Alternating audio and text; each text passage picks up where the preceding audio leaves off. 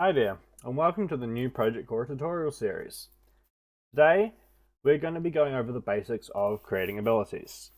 This episode will assume you've got IntelliJ, etc. all pre-installed.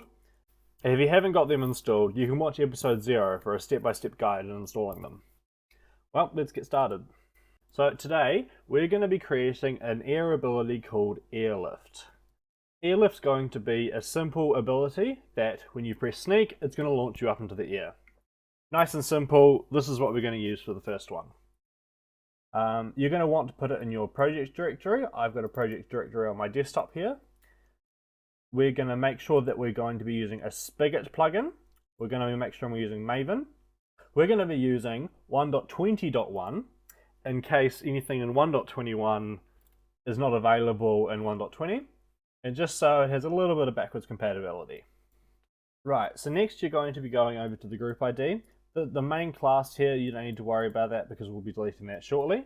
If you don't know what to put for the group ID, put me and then put your username here.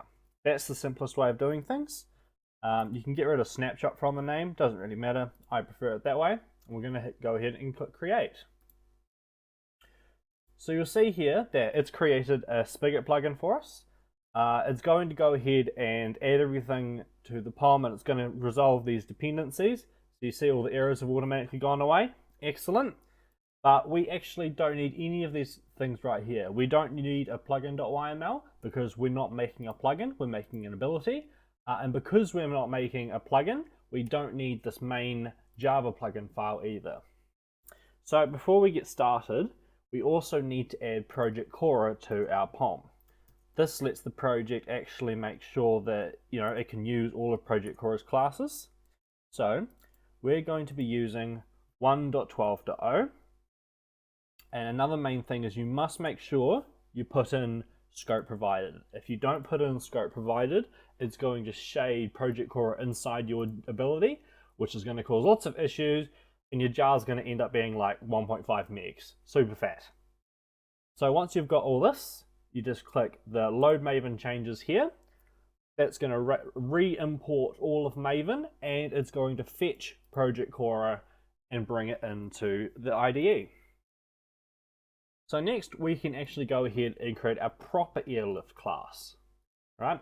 So we've got a blank class. We're going to go extends air ability because it's an air ability, and then we're going to go implements add-on ability. So add-on ability is important because that's what allows ProjectKorra to load it in its abilities folder. And air ability is like the base air ability, so we know that it's actually, an air ability. So you're going to go ahead and you're going to generate all of these. You're going to generate a matching constructor. And let's go through them all. So your constructor is going to be the main thing that's called whenever your ability tries to start. It won't start until we actually hit the start method, but we'll go over that later. The progress method, this method is going to be called every single tick while your ability is in progress. So if you display a particle here, it's going to display a particle every single tick until the ability is removed. We'll go over removing it later again. Is sneak ability? Very simple. This one is whether your ability uses sneak or not. This is a method because if it is a sneak ability, it needs ProjectKorra needs to know, so that way if you use a sneak passive and you're on the slot of your ability, it's not going to trigger the passive because it knows that this ability uses sneak anyway. Right, is harmless ability? Same sort of thing. Yep, it's harmless. Right, for a cooldown, we might just do 5 seconds for now. So remember that all cooldowns in ProjectKorra are in milliseconds. So this is the equivalent of 5 seconds times 1000 milliseconds. So 5000. Get name, airlift, very self-explanatory. Get location, doesn't really matter in this ability, so we can leave it as null. The load ability, any method, anything called within here is going to be run whenever the ability is loaded.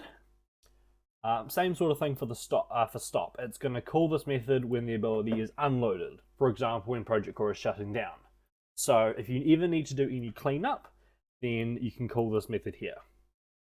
Do note though that the stop method only calls once when ProjectKorra unloads the ability. Not once per ability, like actually active, but once in total. So if you're going to clean up, you've got to clean up all your static stuff and every instances of, you know, all the stuff that you've left behind, etc. Don't worry about this too much.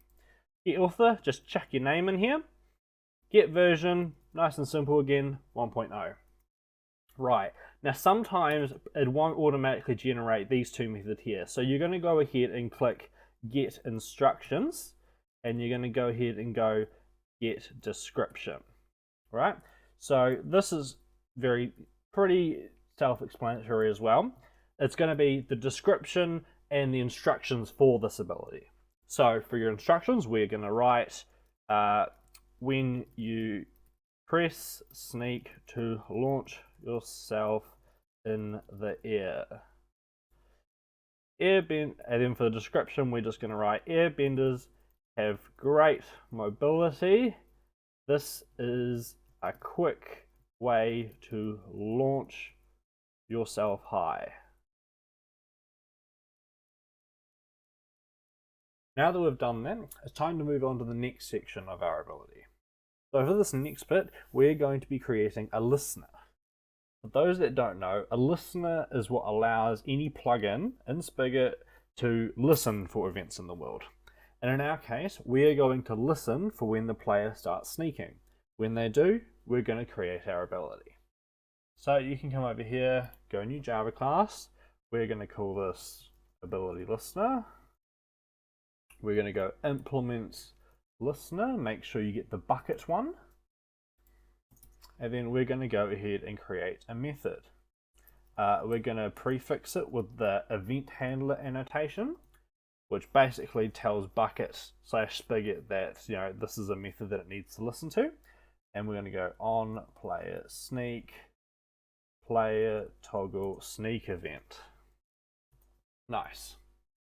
So first thing we're going to do is we're going to check if the player is actually sneaking. So because this is a toggle sneak event, this event also triggers when they stop sneaking. So we want to ensure that they are sneaking. Next, we're going to be getting the bending player data for the player that is sneaking. So bending player.getBending player, event.get player. So for future reference, the bending player is a class which contains all of ProjectKorra's data about a player. So that's what elements they have, all their cooldowns, their slots, their presets, everything is in there. In our case, we're just going to be testing their slot to test if they're currently got airlift bound. Before we do that though, we're just going to add one little safety check and just make sure that the player is not null. If it is null, well, bad stuff's happening. So now that we've ensured that, we can go if bPlayer dot get bound ability, or get bound ability name actually, and we're going to check for airlift. If their bound ability is airlift and they're sneaking, as we've got here, we're going to go new airlift, and inside here we're going to put the player. Basically just passing what player we're creating this new ability for. Alright, so now if we switch back, it's time to actually do the abilities code. First, we're going to check if they can currently use this ability. So we can do this by this.bplayer.canBend, and then we can just pass in this. So rather than writing airlift here, which we can kind of do, it's actually much easier if you just type this, which references the current ability class that you're in. So in this case, we're just going to go if they cannot bend this current ability, we're just going to return, so do nothing. If they can do it, excellent. So let's start doing things like give them apply the cooldown for this. So if we go add cooldown, we can also pass in this again, and then that is going to reference the default cooldown from this class. Additionally, we can put a custom cooldown here. So if you have an ability with multiple cooldowns, or if you want to scale the cooldown based on duration, you can pass the cooldown here as well. In our case, we just want the default cooldown. Next, we're going to launch the player. Before we do that though, I'm going to make a variable. So we're going to go private double power. And this is just going to be how much power they're lifted up by. So by default, we'll just set it to 2. After that, it's time to actually apply the velocity to the player using this power. So we're going to start by doing vector, making sure you're using the bucket one again. Player velocity equal, I spelled velocity wrong. Equals player dot get velocity. Next, we're going to make a new vector. So let's go lift vector equals new vector 0. We're going to put power in here and 0. Next, we're going to go player velocity dot add lift vector. So that's going to add the vector that we're lifting the player by to their current velocity. And then we're going to do general methods dot set velocity. This we're going to be doing the player, and we're going to be setting it to player velocity. So normally you can do player dot set velocity, and then you can set their velocity to, player velocity. But the reason we use set velocity is this is a method by ProjectKorra which checks that if any ability is locking their movement or anything like that, that ability can stop it. It makes sure that, even though they're being lifted, other abilities can still cancel it. So with that, they should be now launched up into the air because we've got, power on the Y and we've added that to them. So the final thing we need to do is call start. So this method here basically tells ProjectKorra that, right, this ability is ready to go. And so now we want to start ticking this every single tick. So after you call start, the progress method is going to be called every single tick until it's removed. Now in progress, all we really need to do, because we've pretty much done our entire ability, is make it look nice with some particles. So let's just go in here. We're going to go this. Actually, we don't need this. We just need to play airbending particles. We're going to use the player's location as the location to play the particles, and let's just do 3 particles for now. We can manually spawn the particles in the world, but the reason that there's an airbending particles method here is it allows you to play the airbending particles that the players actually got set to in their config. Because in ProjectKorra you can change what particles airbending uses by default, this will just use those particles, rather than you having to test that yourself. Finally, we're just going to be testing if this ability has gone on long enough to stop removing and stop playing particles. So to do that, we're going to make a new variable, and we're going to call this one duration, and I'm going to set it to 800 milliseconds. So that's about 0.8 seconds. Not very long, but that's all it really needs to be because it's just a quick launch into the air. So in my opinion, this might be sufficient. So to test this, we're now going to be going if system.currentTime in milliseconds is greater than the start time plus the duration. If it's greater than this, it means it's gone on for over this duration. So if it has, we're going to call the remove method. And this is literally the opposite of the start method, and it's going to stop your ability progressing every single tick. And with that, we've pretty much got the code for our ability done. The only thing remaining is we need to register our listener. So in the load method, which is triggered when we load our ability, we're going to go get bucket.getPluginManager, register events, we're going to do new ability listener, and we're going to put in an instance of ProjectKorra to register it to. So that just says that this ability listener belongs to ProjectKorra. Our ability doesn't have an instance of a plugin on its own, so that's why we're just plugging in ProjectKorra here, because this is a part of ProjectKorra in technicality. Finally, we're just going to go projectkorra.log.info airlift 1.0 loaded. And so that's just going to add to the console saying that airlift's been loaded. And with that, we have pretty much created our ability. So after you've created your ability, you can go to the Maven tab on the right here, and under Lifecycle, you can just hit Install.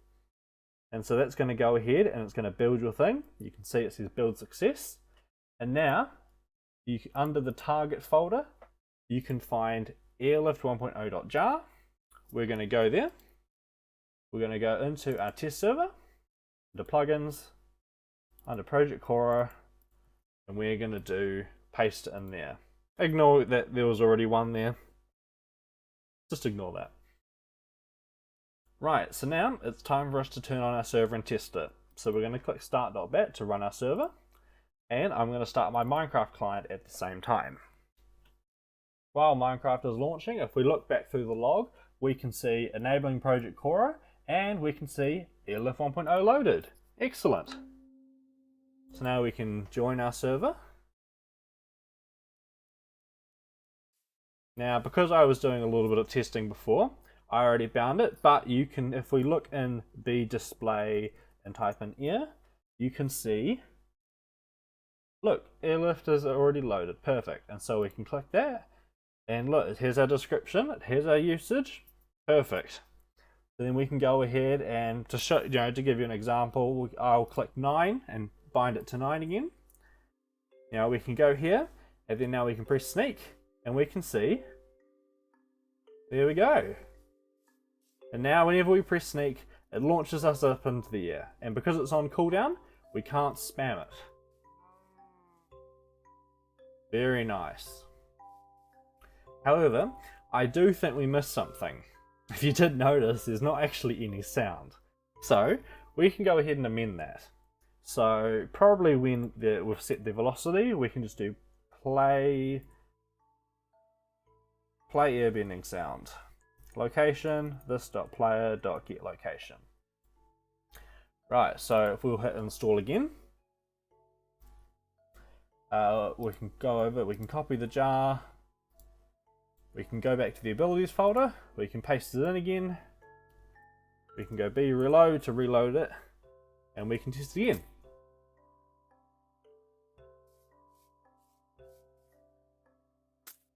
So there was a single sound, but again, it's not actually that noticeable. So we're going to amend it again. And this time maybe we should stick it inside the progress method, and then that might work a bit better. So again, we're going to copy our output jar, stick it in abilities, reload bending, and much better. So there you go. With that, you've successfully made your own ability in ProjectKorra. I hope this tutorial was helpful, and stay tuned for the next episode where we cover configs. See you next time.